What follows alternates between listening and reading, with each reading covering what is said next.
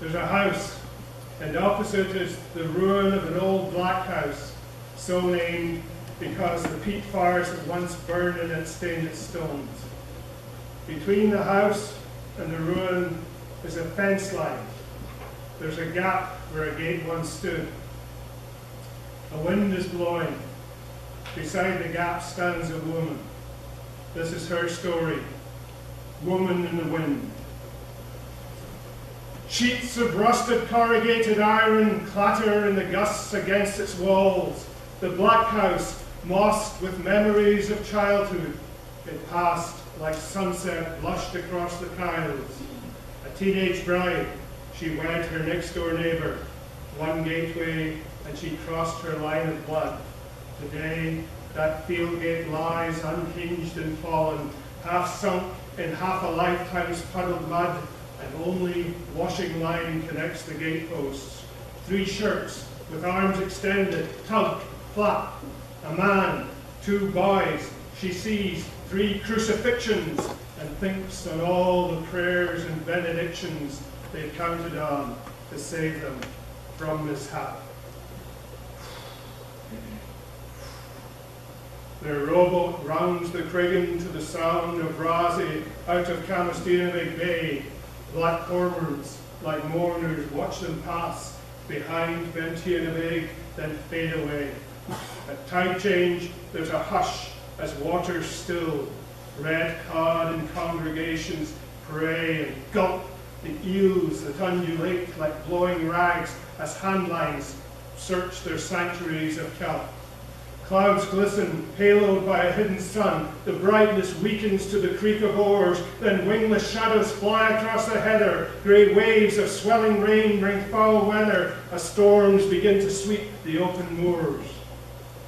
This morning, and each morning since she married, she's borne the water buckets from the burn to wash away the woad of savage living, expecting neither respite nor return.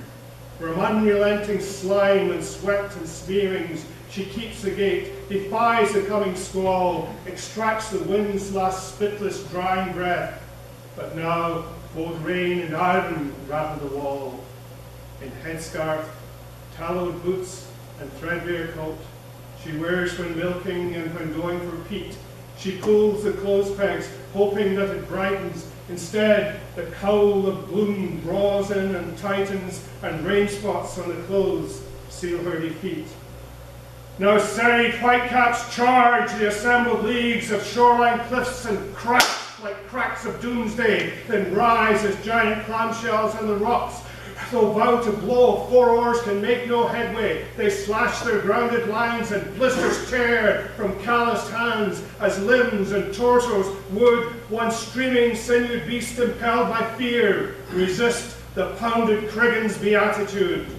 No bell, just stony silence from the kirk, where ministers tell all they're unforgiven until they die and say they've gone to heaven.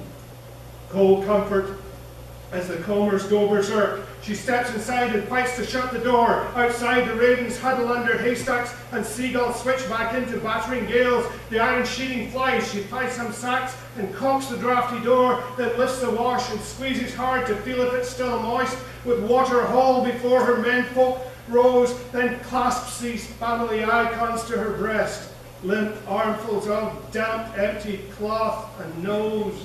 As surely as the sun will set forever beyond the clouds, as surely as the kirk will keep its foregone verdicts under cover, that whether she must face a widow's grief or they return, expecting her relief, until she dies, one of 2 hells awaits her.